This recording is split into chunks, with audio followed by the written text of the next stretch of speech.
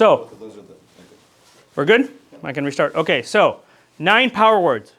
Proud, significance, success, contributions, achievements, accomplishments, results, importance, and impact.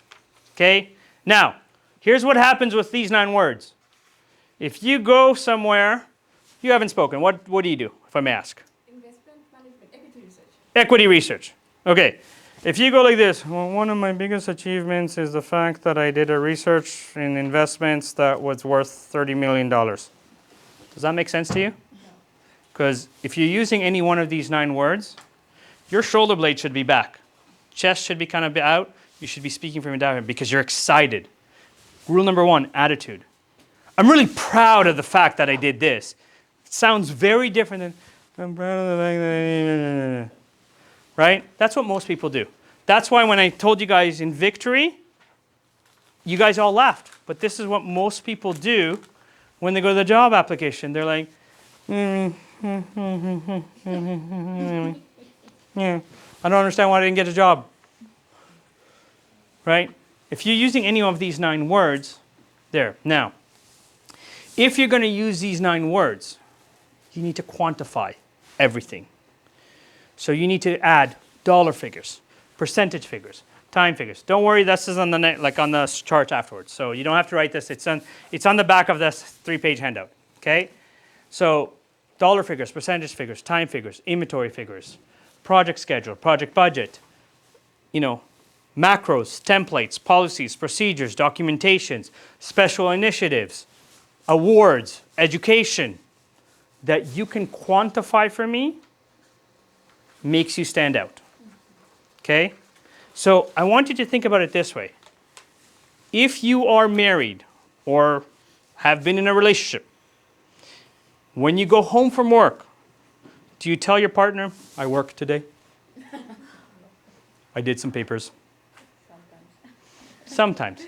But most of the time you go, you're not going to believe what I had to go through today. I had blah, blah, blah, blah, blah, blah, blah, and then they had this problem, and this problem, and this problem, and this problem. The more you can say it like that you say it to your partner, the better you sound. Because you're giving me real, specific examples of what you've done in life. Okay? So, and I'm going to use an example here to explain this to you a little bit further. Okay? So you mentioned that you're in business development, for example. Okay? So here's the thing. No disrespect, I don't know what you've done in your life. But if you sold Lemonade when you were 10 years old, that doesn't make you a sales professional.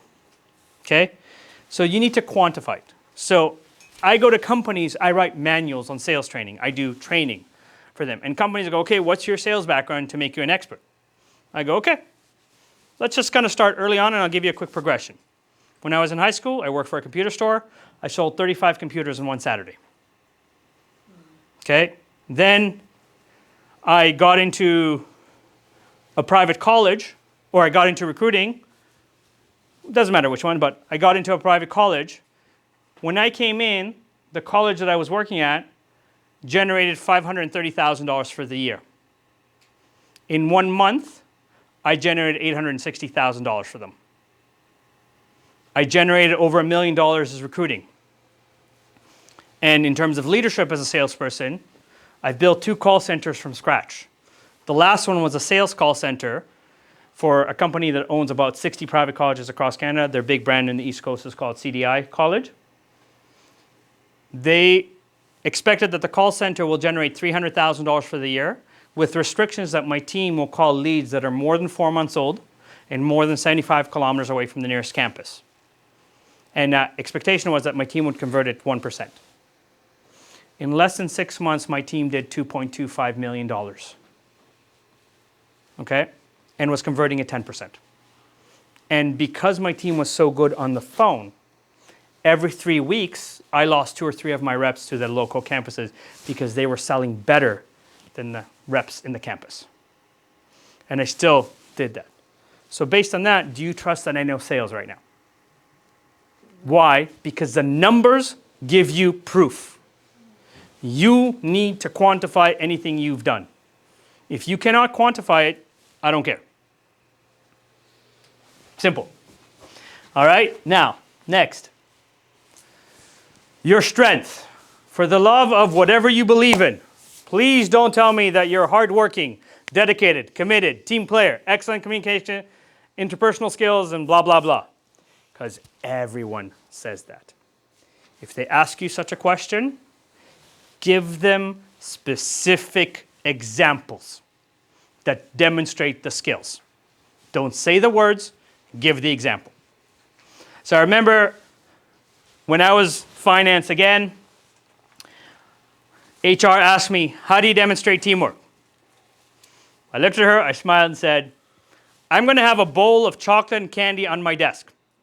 If you're having a really bad day, come grab some candy or chocolate. You don't even need to ask permission. If you're having a really great day and you just want chocolates or candy, come by my desk, grab some candy. They hired me just for that reason, just for that question. Wow. Because it's very original and different than everybody else that says, I help my team. Okay? So give me examples that demonstrate. Now, even if you used an example to demonstrate productivity, you can use the same example to now demonstrate teamwork. Because you can explain how you help the team succeed. Same example, end result. Okay? Your weaknesses. Okay? Most people hate this question. Understand that the design of this question is not to see that you're perfect. The design of this question is to see that if something was to go wrong, the company can give you constructive criticism or feedback without you going and shooting everybody in the office. Okay? So most people, when they're asked this question, say, oh, I'm a perfectionist, I'm too hard on myself, my computer skills can be improved, blah, blah, blah, boring. I'm going to recommend 2 ways to answer this question. The first is to kind of make fun of yourself. Say, you know what? My husband always tells me I'm perfect. But if I had to think of something, I'd probably say my English can improve. Because most of you as new immigrants, it's an obvious one for you. The moment that you say your husband, your parent, your partner thinks that you're perfect as opposed to I'm a perfectionist, if you've done a good job building rapport, they'll probably smile, they'll probably laugh or chuckle a little bit. Which means if you're confident enough to make fun of yourself, they're confident enough that they can tell you if something's wrong in the job. Okay? The other way of answering this question is what I call the past, present, future rule. So instead of explaining it to you, let me give you an example. And I want you to pay attention to what I'm doing. So in the past, I used to have a problem with time management. Then I got hired with company ABC to work on a very large project where the nature of the project required us to constantly reprioritize what we're doing. If my work didn't get done, none of my coworkers' work got done. So I had to learn not only how to prioritize my work, but I also had to learn how to communicate with my team. Not only did I finish the project a month ahead of schedule, but we got recognized as one of the best teams in the company because of the way we communicated. And I finished the project a month ahead, about $100,000 under budget.